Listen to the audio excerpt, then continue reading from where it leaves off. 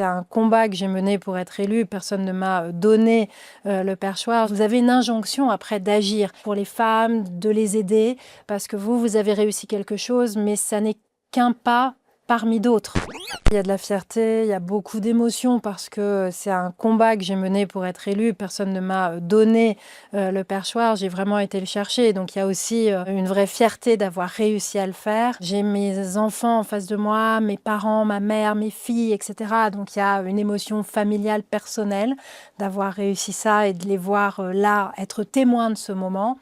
Et puis très vite, il y a une immense responsabilité en fait. Ça vous tombe dessus quand vous brisez un plafond de verre comme j'ai pu le faire.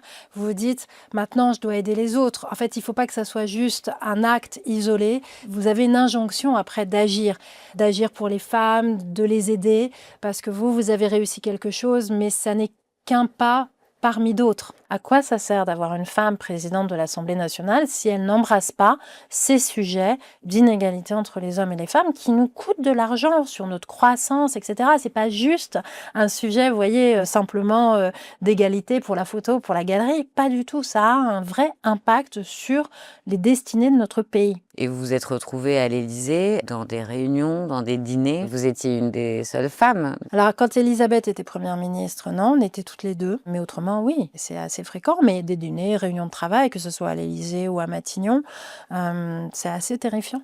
Parce qu'en fait, ce qui me terrifie, c'est d'une part d'être la seule femme, mais deuxièmement et surtout, c'est qu'ils ne s'en rendent pas compte. C'est ça qui est terrible, c'est qu'on est complètement invisibilisé et que la question du genre ne se pose pas.